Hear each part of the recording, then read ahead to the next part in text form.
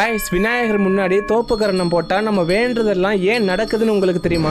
உண்மையாகவே இந்த கதை சூப்பராக இருக்கும். நான் முழுசாக சொல்கிறேன், கவனமாக கேளுங்க. ஒரு நாள் சிவபெருமானை பார்க்கறதுக்காக விஷ்ணு பகவான் நேரடியாக கைலாசத்துக்கு வந்தார்.